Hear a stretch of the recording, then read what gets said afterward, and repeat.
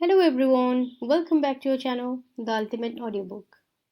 आज हम विषय 2 लेखन कला और शहरी जीवन को पढ़ेंगे। आज हम मेसोपोटामिया और उसका भूगोल कवर करेंगे। मेसोपोटामिया नाम यूनानी भाषा के दो शब्दों मेसोस यानी मध्य और पोटामस यानी नदी से मिलकर बना है। इसलिए मेसोपोटामिया शब्द दजला फरात नदियों के बीच की उपजाऊ धरती को इंगित करता है।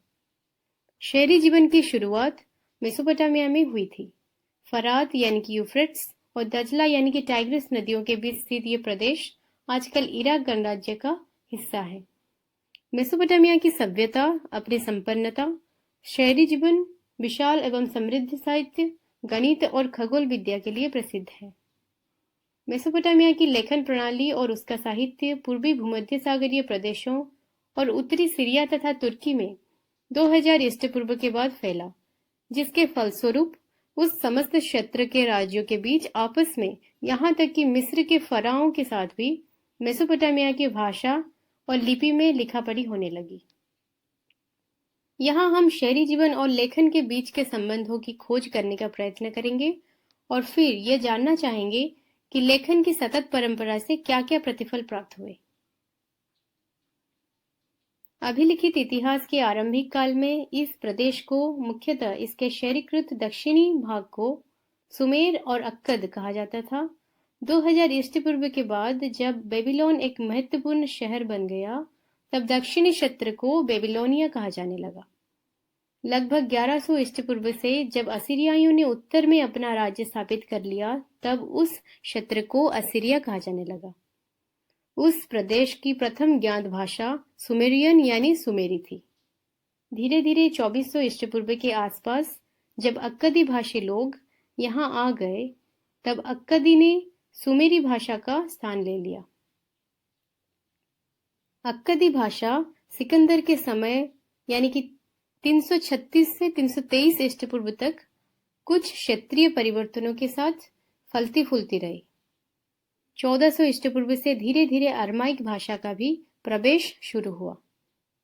यह भाषा हिब्रू से मिलती जुलती थी और 1000 ईस्ट पूर्व के बाद व्यापक रूप से बोली जाने लगी थी। यह आज भी इराक के कुछ भागों में बोली जाती है। मेसोपोटामिया में पुरातत्वीय खोजों की शुरुआत 1840 के दशक में हुई। वहां एक या दो स्थलों पर जैसे उरुक और मारी में उत्खनन कार्य कई दशकों तक चलता रहा। भारत में किसी भी स्थल पर इतने लंबे अरसे तक खुदाई की कोई परियोजना नहीं चली। इन खुदाइयों के फलस्वरूप आज हम इतिहास के स्रोतों के रूप में सैकड़ों की संख्या में इमारतों, मूर्तियों, आभूषणों, कब्रों, औजारों और मुद्राओं का ही नहीं, बल्कि हजारों की संख्या में लिखित दस्तावेजों का भी अध्ययन कर सकते हैं। यूरोप वासियों के लिए मेसोपोटामिया इसीलिए महत्वपूर्ण था क्योंकि बाइबल के प्रथम भाग ओल्ड टेस्टामेंट में इसका उल्लेख कई संदर्भों में किया गया है। उदाहरण के लिए ओल्ड टेस्टामेंट की बुक ऑफ जेनेसिस में शिमार का उल्लेख है, जिसका तात्पर्य अर्थात सुमेर ईंटों से बने शहरों की भूमि से है। यूरोप के यात्री और विद्वजन मेसोपोटामिया को एक तरह से अपने पूर्वजों की भूमि मानते थे, और जब इस क्षेत्र में पुरातत्वीय खोज की शुरुआत हुई तो ओल्ड टेस्टामेंट के अक्षरशः सत्य को सिद्ध करने का प्रयत्न किया गया। 19वीं सदी के मध्य से मेसोपोटामिया के अतीत को खोजे जाने के उत्साह में कभी कोई कमी नहीं आई। सन 1873 में एक ब्रिटिश समाचार पत्र ने ब्रिटिश म्यूजियम द्वारा प्रारंभ किए गए खोज अभियान का खर्च उठाया, जिसके अंतर्गत मेसोपोटामिया में एक ऐसी पट्टिका यानी कि टैबलेट की खोज की जानी थी जिस पर बाइबल में उल्लिखित जलप्लावन यानी कि फ्लड की कहानी का अंकन था। बाइबल के अनुसार यह जलप्लावन पृथ्वी पर संपूर्ण जीवन को नष्ट करने वाला था, किंतु परमेश्वर ने जलप्लावन के बाद भी जीवन को पृथ्वी पर सुरक्षित रखने के लिए नोआ नाम के एक मनुष्य को चुना। नोआ ने एक बहुत विशाल नाव बनाई और उसमें सभी जीव जंतुओं का एक एक जोड़ा रख लिया, और जब जलप्लावन हुआ तो बाकी सब कुछ नष्ट हो गए, पर नाव में रखे सभी जोड़े सुरक्षित बच गए। ऐसी ही एक कहानी मेसोपोटामिया के परंपरागत साहित्य में भी मिलती है। इस कहानी के मुख्य पात्र को ज्यूसुद्र या उत्नपिष्टिम कहा जाता था। 1960 के दशक तक यह समझा जाता था कि ओल्ड टेस्टामेंट की कहानियां अक्षरशः सही नहीं है, लेकिन ये इतिहास में हुए महत्वपूर्ण परिवर्तनों के अतीत को अपने ढंग से अभिव्यक्त करती हैं। धीरे धीरे पुरातात्विक तकनीकें अधिकाधिक उन्नत और परिष्कृत होती गई। इसके अलावा भिन्न भिन्न पहलुओं पर ध्यान दिया जाने लगा, यहाँ तक कि आम लोगों के जीवन की भी परिकल्पना की जाने लगी।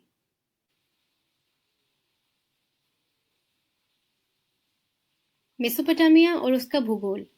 इराक भौगोलिक विविधता का देश है। इसके पूर्वोत्तर भाग में हरे भरे ऊंचे नीचे मैदान हैं, जो धीरे धीरे वृक्षाच्छादित पर्वत श्रृंखला के रूप में फैलते गए हैं। साथ ही यहाँ स्वच्छ झरने तथा जंगली फूल हैं। यहाँ अच्छी फसल के लिए पर्याप्त वर्षा हो जाती है। यहाँ 7000 से 6000 ईस्ट पूर्व के बीच खेती शुरू हो गई थी। उत्तर में ऊंची भूमि है, जहाँ स्टेपी घास के मैदान हैं। यहाँ पशुपालन खेती की तुलना में आजीविका का अधिक अच्छा साधन है। सर्दियों की वर्षा के बाद भेड़ बकरियां यहाँ उगने वाले छोटी छोटी झाड़ियों और घास से अपना भरण पोषण करती हैं। पूर्व में दजला की सहायक नदियां ईरान के पहाड़ी प्रदेशों में जाने के लिए परिवहन का अच्छा साधन है। दक्षिणी भाग एक रेगिस्तान है और यही वो स्थान है जहां सबसे पहले नगरों और लेखन प्रणाली का प्रादुर्भाव हुआ। इन रेगिस्तानों में शहरों के लिए भरण पोषण का साधन बन सकने की क्षमता थी, क्योंकि फरात और दजला नाम की नदियां उत्तरी पहाड़ों से निकलकर अपने साथ उपजाऊ बारी की मिट्टी लाती रही हैं। जब इन नदियों में बाढ़ आती है अथवा जब इनके पानी को सिंचाई के लिए खेतों में ले जाया जाता है, तब यह उपजाऊ मिट्टी वहां जमा हो जाती है। फरात नदी रेगिस्तान में प्रवेश करने के बाद कई धाराओं में बंटकर बहने लगती हैं। कभी कभी इन धाराओं में बाढ़ आ जाती हैं और पुराने जमाने में ये धाराएं सिंचाई की नहरों का काम देती थी। इनसे आवश्यकता पड़ने पर गेहूं, जौ और मटर या मसूर के खेतों की सिंचाई की जाती थी। रोम साम्राज्य सहित सभी पुरानी व्यवस्थाओं में दक्षिणी मेसोपोटामिया की खेती सबसे ज्यादा उपज देने वाली हुआ करती थी। हालांकि वहां फसल उपजाने के लिए आवश्यक वर्षा की कुछ कमी रहती थी। खेती के अलावा भेड़ बकरियां स्टेपी घास के मैदानों, पूर्वोत्तरी मैदानों और पहाड़ों के ढालों पर पाली जाती थी। ये उपजाऊ स्थान बाढ़ की नदियों से काफी ऊंचाई पर स्थित थे, जिनसे भारी मात्रा में मांस, दूध और ऊन आदि वस्तुएं मिलती थी। इसके अलावा नदियों में मछलियों की कोई कमी नहीं थी और गर्मियों में खजूर के पेड़ खूब फल देते थे। लेकिन हमें यह सोचने की गलती नहीं करनी चाहिए कि शहरों का विकास केवल ग्रामीण समृद्धि के बल पर ही हुआ था। इस विकास के अन्य कारकों के विषय में हम बारी बारी से चर्चा करेंगे, लेकिन पहले हमें शहरी जीवन के बारे में स्पष्ट जानकारी लेनी चाहिए। शहरीकरण का महत्व। शहर और नगर बड़ी संख्या में लोगों के रहने के ही स्थान नहीं होते थे। जब किसी अर्थव्यवस्था में खाद्य उत्पादन के अतिरिक्त अन्य आर्थिक गतिविधियां विकसित होने लगती हैं, तब किसी एक स्थान पर जनसंख्या का घनत्व बढ़ जाता है। इसके फलस्वरूप कस्बे बसने लगते हैं। ऐसी परिस्थिति में लोगों का कस्बों में इकट्ठे रहना उनके लिए फायदेमंद सिद्ध होता है, विशेषतः इसलिए क्योंकि शहरी अर्थव्यवस्थाओं में खाद्य उत्पादन के अलावा व्यापार, उत्पादन और तरह तरह की सेवाओं की भी महत्वपूर्ण भूमिका होती है। नगर के लोग आत्मनिर्भर नहीं रहते और उन्हें नगर या गांव के अन्य लोगों द्वारा उत्पन्न वस्तुओं या दी जाने वाली सेवाओं के लिए उन पर आश्रित होना पड़ता है। उनमें आपस में बराबर लेन देन होता रहता है। उदाहरण के लिए एक पत्थर की मुद्रा बनाने वाले को पत्थर उकेरने के लिए कांसे के औजारों की जरूरत पड़ती है।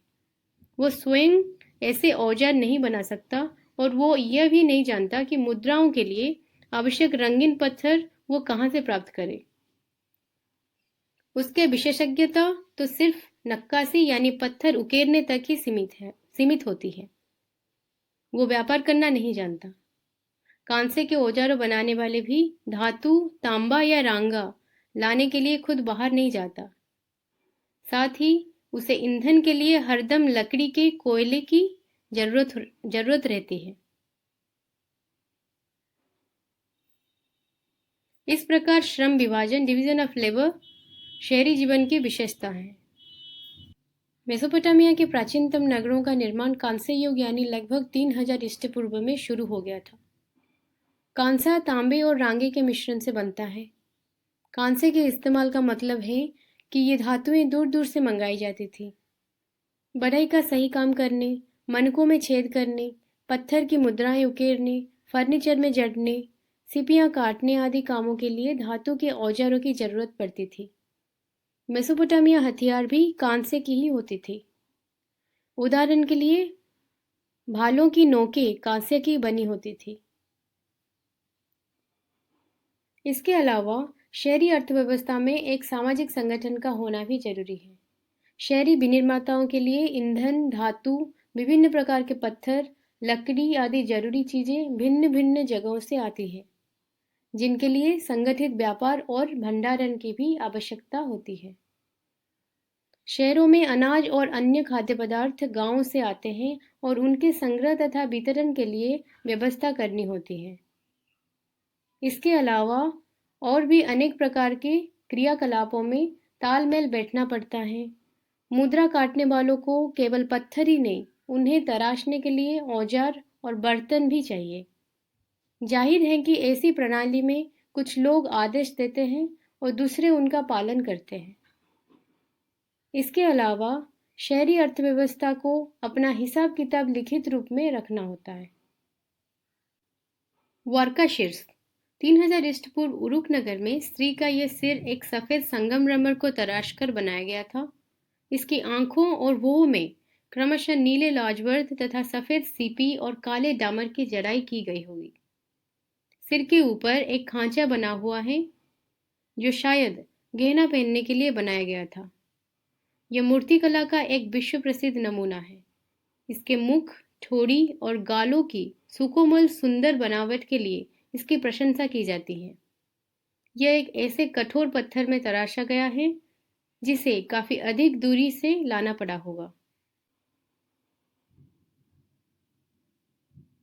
शहरों में माल की आवाजाही। मेसोपोटामिया के खाद्य संसाधन चाहे कितने भी समृद्ध रहे हो, उसके यहाँ खनिज संसाधनों का अभाव था। दक्षिण के अधिकांश भागों में औजार, मोहरे और आभूषण बनाने के लिए पत्थरों की कमी थी।